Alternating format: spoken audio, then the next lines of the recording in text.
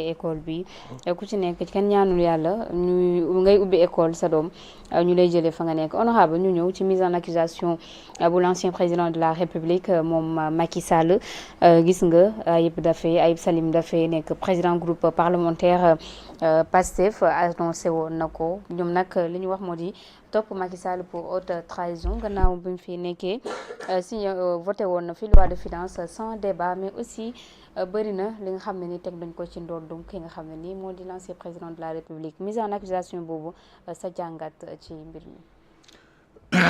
Pour man c'est une diversion. Diversion encore. ak une recherche de bouc émissaire.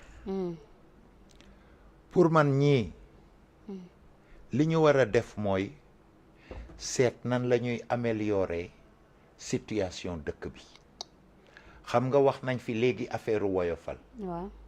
wax nañ fi léegi affaire déguerpissement. Emploi des jeunes, chercher des perspectives à la jeunesse. Et ça, c'est quelques problèmes tout simplement. Il reste la vie chère.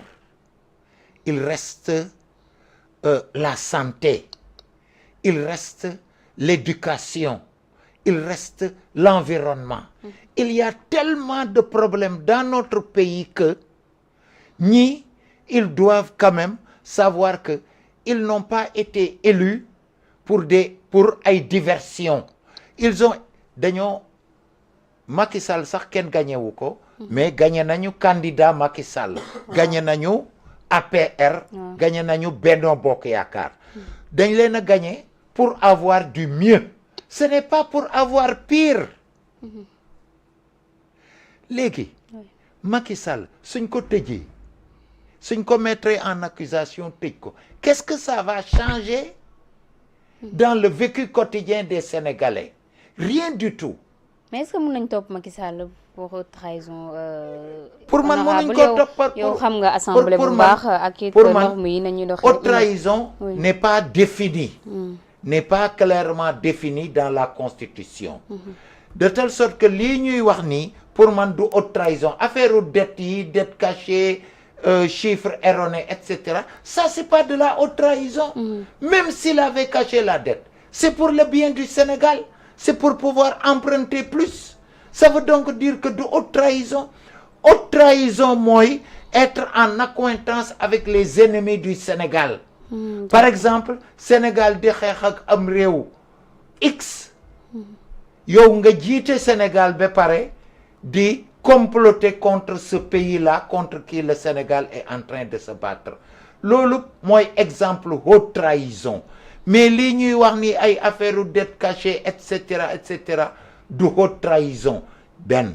ñaar ñi ñu rey defaguñu enquête bi aboutiragul pour ñu seet ñi ñu rey est-ce que c'est de la responsabilité de Macky Sall ou non? Ensuite problème bi du ñu rey rek il y a des gens qui ont appelé à l'insurrection.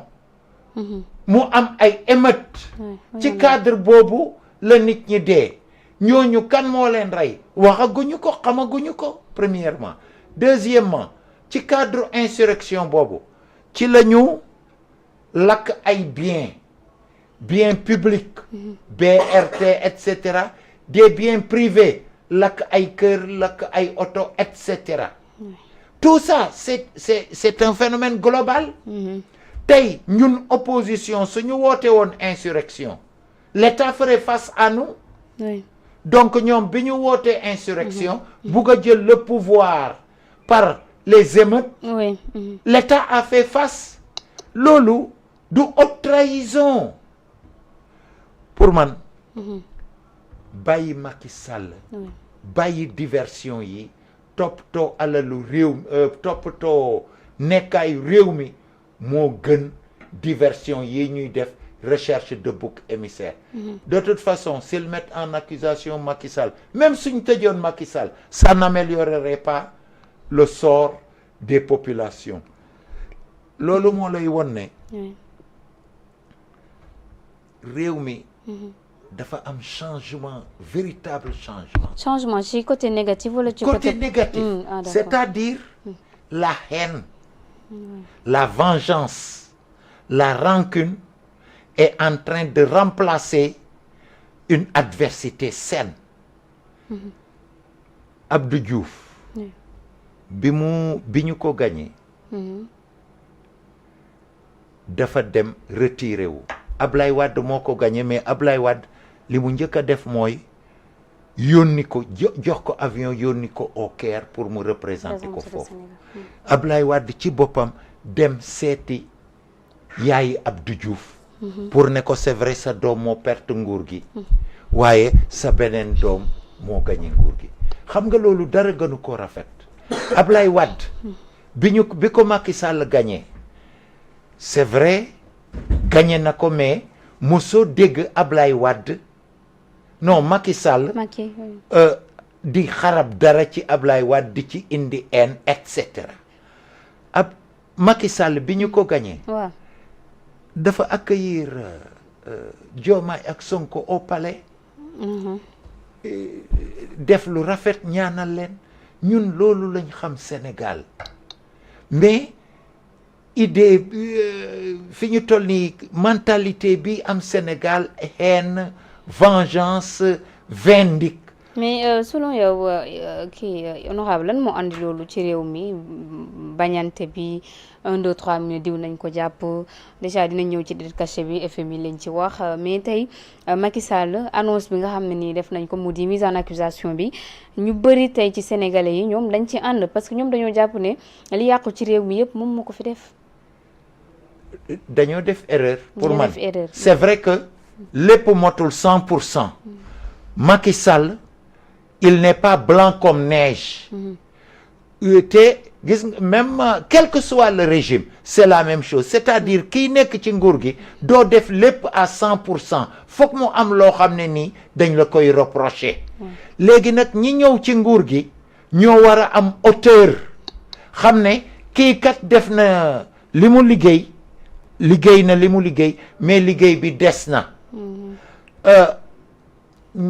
li indi situation bi mooy dafa am ñoo xam ne nii dañoo yegsi ci nguur gi ils n'ont pas de hauteur looloo indi haine parce que looloo indi haine bi looloo indi vengeance bi même bi ñuy wut nguur gi c'était ça qui les animait bi ñuy yoree nguur gi c'est comme ça qu'ils dirigent la violence la haine le manichéisme c'est-à-dire voilà ñu bon ñi dem nañ sàcc yi dem nañ reykatu nit ñi dem nañ ñun les purs ñu jub ñi ñoo nekk ci nguur gi mais la réalité va leur montrer que ñoom ci seen biir am na ay sàcc. ah bon ah oui la réalité. ah mais ñoom nee nañ seen loxo dafa set. ñu caxat-caxatee àll xaalisu réew mi. mais il y a le scandale de Laser.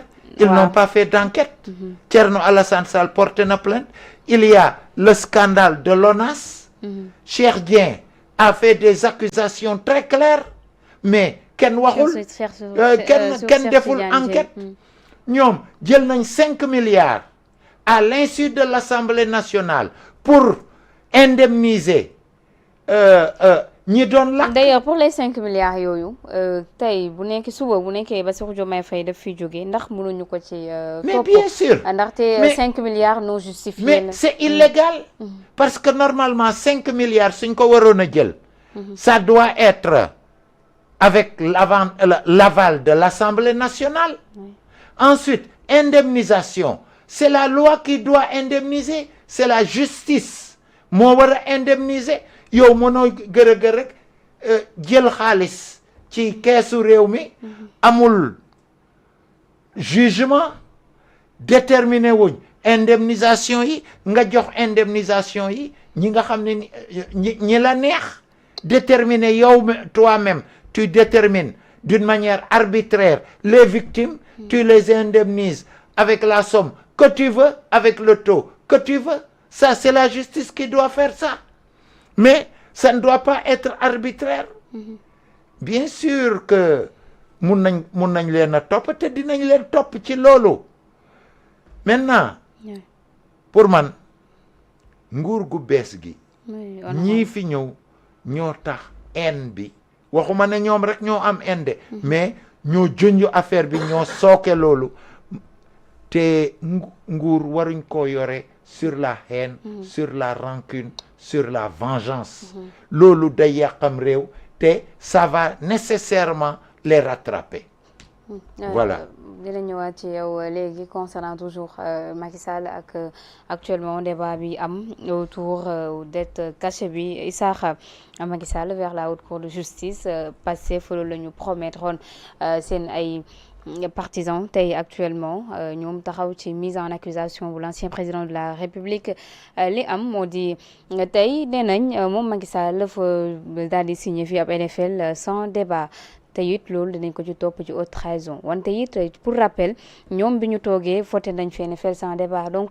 ndax bu ñu toppee Macky Sall ci haute trahison Bassirou Diomaye Faye bu wàccee duñ ko topp haute trahison ci loolu bu nekkee ci même circonstance yi la ñuy analyser. def mise